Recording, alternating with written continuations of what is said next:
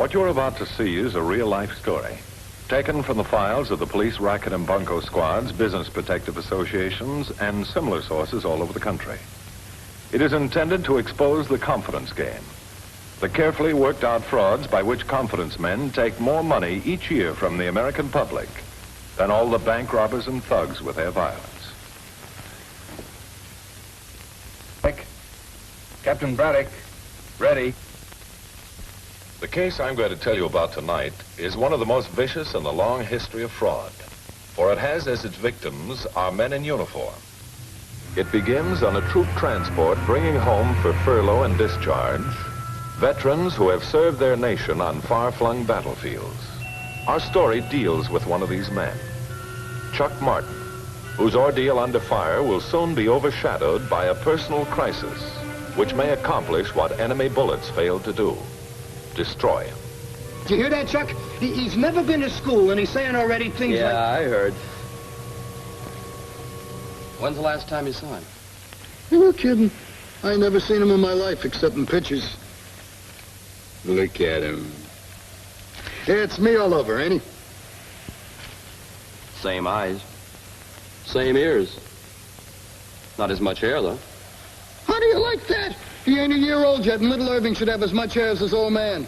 Kind of young to have lost it already, ain't he? Lost it, he says. He ain't even had time to grow it yet. What makes you guys so ignorant? Ain't you ever had no baby? Well, not exactly, but...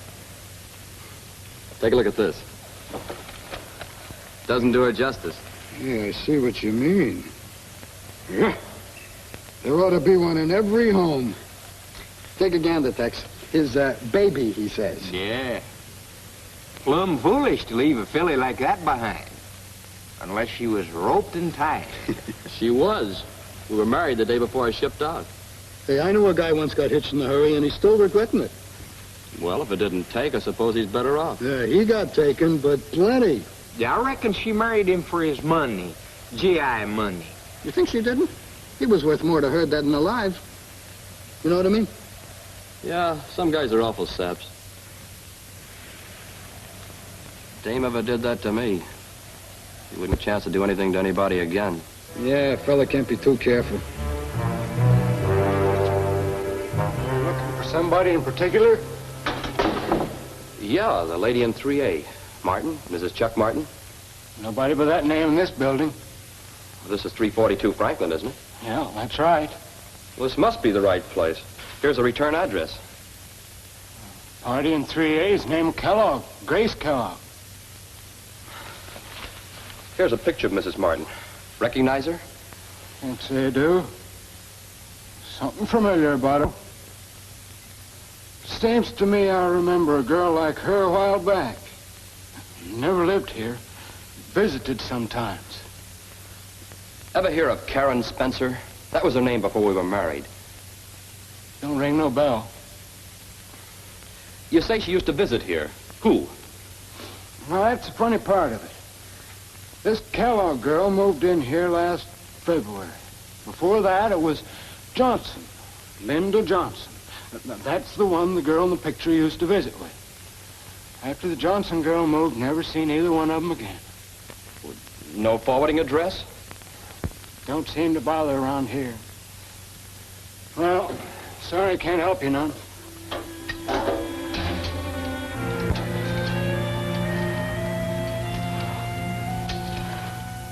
So, that's the story, Captain. I went to the nightclub where she said she used to work, but they never heard of her. I figured my next step was the Missing Persons Bureau. They're putting a bulletin out on her, but the department would be interested. Now, there's a couple of things that... Yes, it follows a familiar pattern. Have Nelson get in touch with me before he sends out that bulletin, will you? Will do, Captain.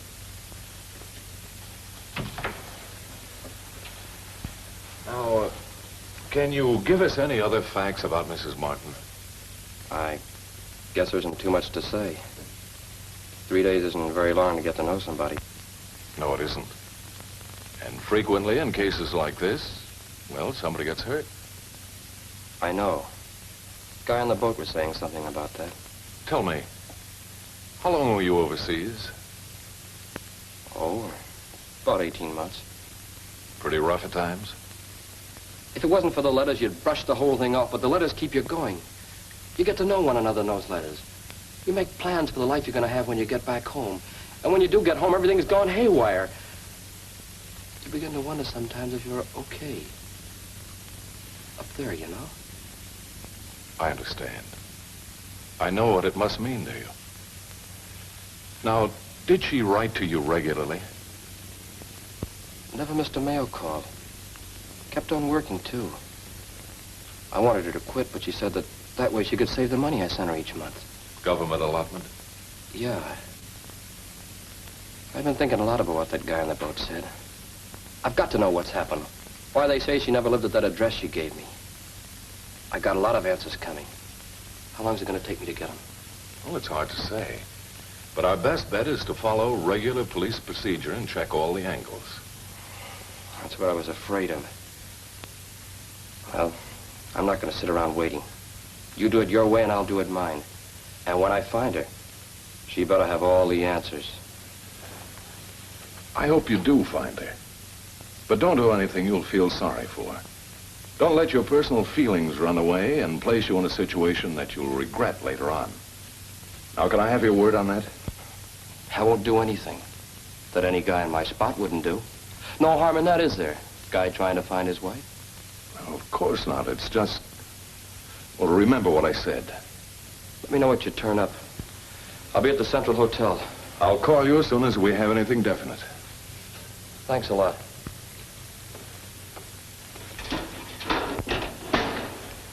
I'm trying to locate someone.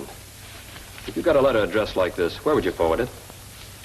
I'm sorry, I'm not allowed to give out information like that. Well, there must be some way I can find out. She's my wife. Maybe they can help you down at the post office. This is Chuck Martin, apartment 3A. Never go in this box here. Funny. The janitor said she's never lived here.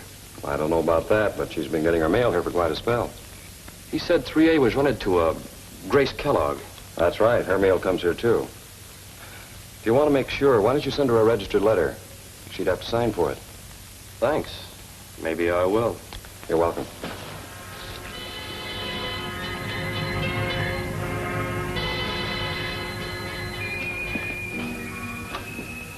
Yes? Registered letter from Mrs. Chuck Martin. Oh, thanks. I'll be right down.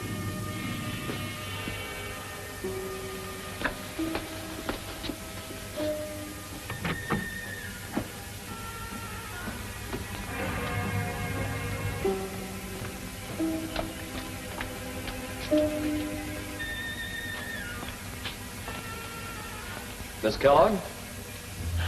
Yes? Maybe you can help me. I'm trying to locate Karen Spencer. Who are you, a cop?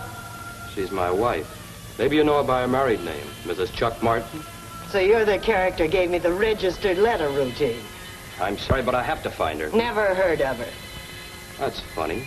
You both get your mail here, addressed to 3A. I don't know what you're talking about. The postman says he delivers her mail here. You must know what happens to it. I told you I never heard of her. It's a postman's word against yours, and I'll take his. Any day. You can take anything you want, preferably a powder.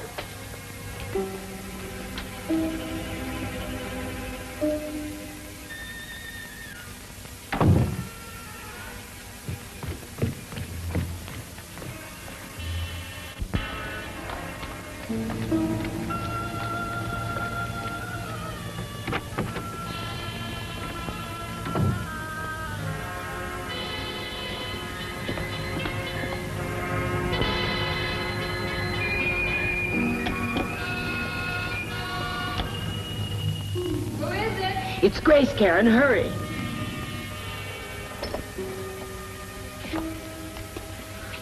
What's up? What's the rush? Hurry up. Let me in. Shut the door.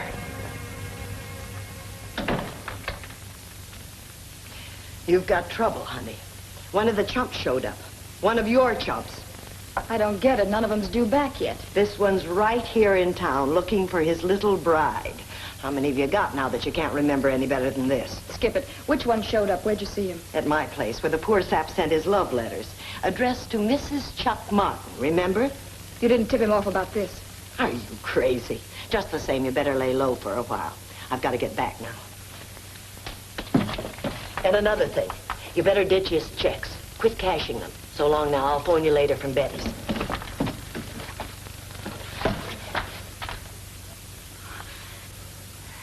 Chuck, darling. Save it. Save it for the other chumps. Chumps? I don't know what you're talking about, honey. Come on in, darling. Didn't you get my letter about moving? Guess maybe it arrived after you left. You should have told me you... Save it, I said. Guy can hear a lot through that door. Maybe you heard too much. How much did you hear, darling? Not to tell me what a sucker I was. Like the other guys who signed over their pay. So you could have this. You like it? You're the first one of them who's ever seen it. Gary, look out! Grace, help me! Grace! Shut up! Stay where you are. This thing's liable to go off.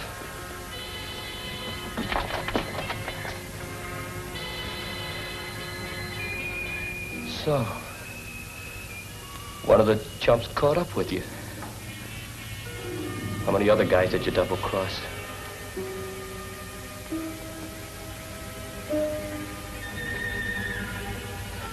You hear me? How many?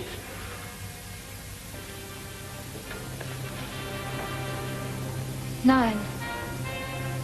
9 guys you hope would never come back. What did you do? Get out on your knees every night and say a prayer that some of them get killed so you could cash in their insurance? What a laugh they're gonna have when they hear that you cashed it instead. Yeah.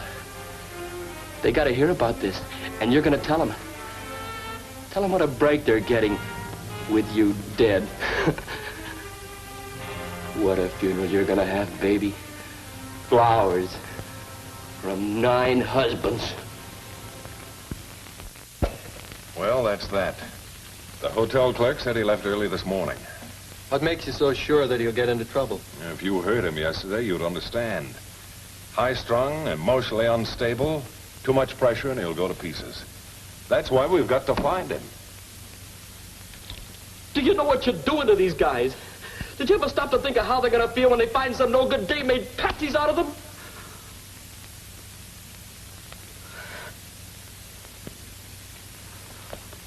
A guy puts a lot of things in the letters he writes when he's alone someplace. Things he'd feel foolish saying out loud because they're all mixed up with his hopes and his dreams and his ambitions.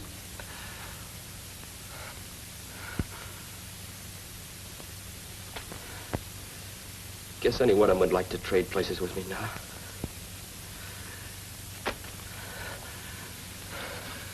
But they'd sort of envy me, being able to pay off a double-crosser with her own gun. I see. Well, stick with it and keep me posted. Right. Yes, Sergeant? Flash just came in. Sounds like your boy beat us to the punch. Martin, he found her? So, he's locked her in an apartment over on 41st. He's got a gun. Tell him to hold a squad car for me. I'll be right down.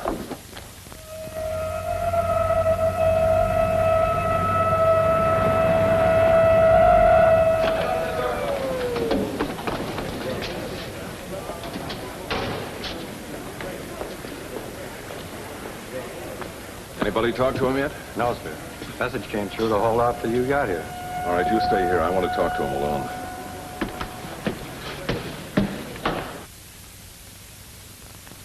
I bet you never thought you'd be glad to hear the cops outside your house. No, it isn't going to do you any good. Get over to that door.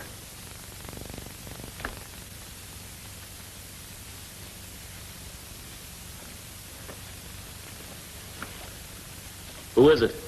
It's Captain Braddock, Chuck. May I come in? I want to talk to you. Not a chance. I found what I was after, and I'm going to settle things my own way. Think of what you're doing. I have. My mind's made up. I could break this door down and come in after you. You'd only be hurrying things along if you did. Chuck! Get me out out of here! Get me out of here! He's going to kill me! Get me out of here! Get away from here. Chuck, Let me alone. listen to me. Is there a phone in there? Phone? Sure, why? Well, give me the number. You're stalling for time. What's the trick? I give you my word, Chuck. No tricks. I'm asking for 1 hour, then I'll phone you. How many of those letters are finished? 3. Okay, Braddock, 1 hour. Give him the number. Diapers. 35641. Got that, Braddock? Right. I'll call you as soon as I can. I don't know what for, but remember, no funny business. I gave you my word, Chuck. Well, I'm leaving now. Start moving. Got 1 hour to finish those letters. And make them good. Tell them what a no-good dame you are.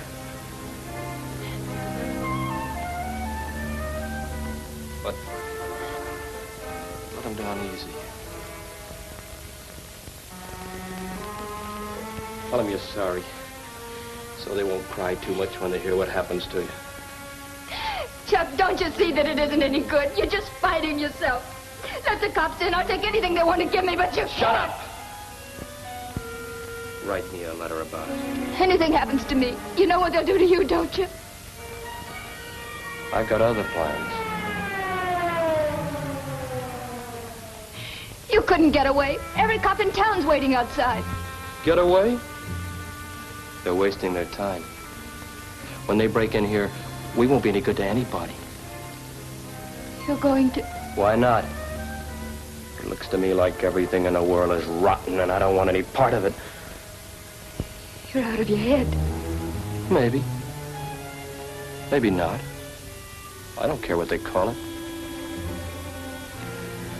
In exactly 58 minutes, we aren't going to care about anything.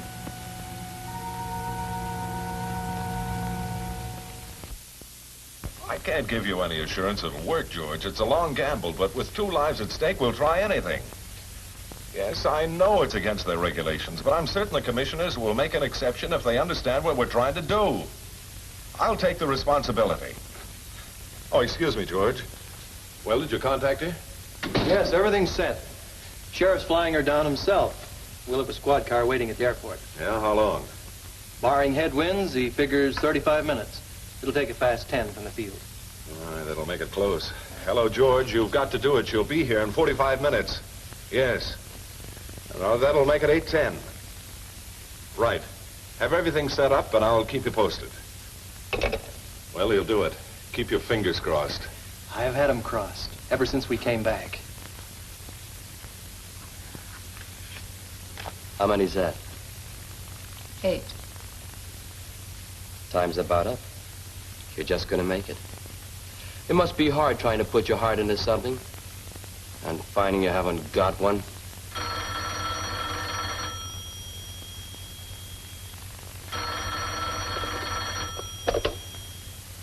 Yeah? We're still here, Braddock, like I said we'd be. You kidding? What is this? I don't get it. Okay, Braddock, I promised you an hour. You still got 5 minutes left. You want me to spend it that way? Okay. Anything you say, Braddock. Hang on. The cops want us to have some entertainment. Turn that thing on. A local station, he says.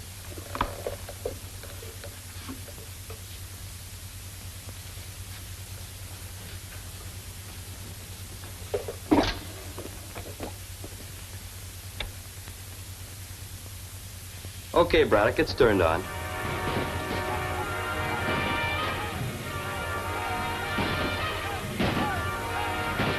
You being funny? It's a little late for cowboys and... Ladies and gentlemen, we interrupt this program at the request of the police department. Please stand by for special telecast. Chuck, they say you can hear me. It's your mother. If you can hear me, then some of my prayers have been answered. Prayers that I wouldn't be too late. They said I wouldn't be able to see you. They were wrong. I can see, just as plain as I have every day since you went away. As I have ever since you were a little boy and used to come to me with your hurts. And now you got the worst hurt in your whole life. I know how you feel. But doing what you're thinking of won't help a bit. It'll only hurt yourself more by trying to get even with someone who hurt you. Don't you see how wrong it'd be? All the little prayers you ever learned should teach you that. Vengeance is mine, saith the Lord. And forgive us our trespasses as we forgive those who trespass against us. I've always been proud of you, Chuck. Let the guilty one be punished by the proper people. Don't make them punish you, too. Please, for your own sake, make me proud of you now. Prouder than I've ever been. I'm praying that you will. I'm praying you'll come home with me, son. We all miss you so, Chuck.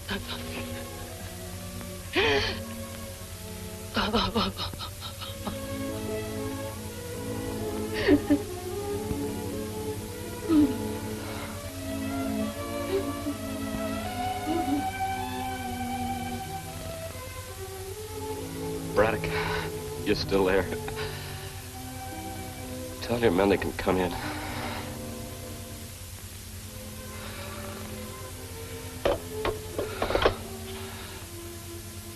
You don't deserve the break you're getting.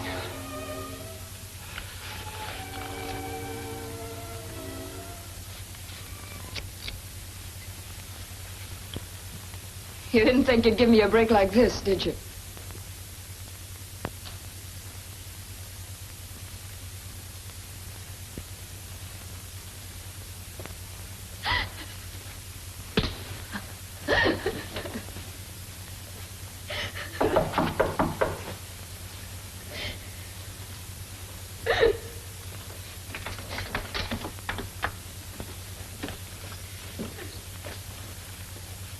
Take her downstairs.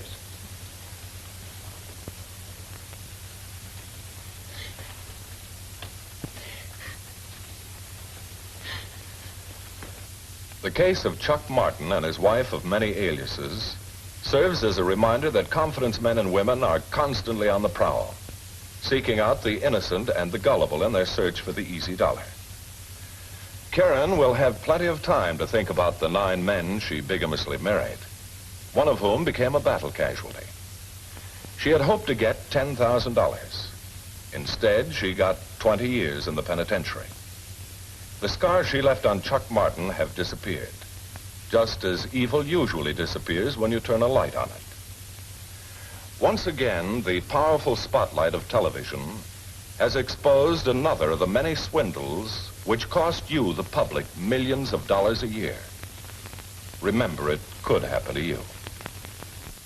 I'm closing this case now, or rather the courts will, but there'll be others, because that's the way the world is built.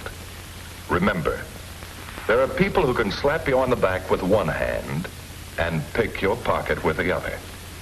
And it could happen to you.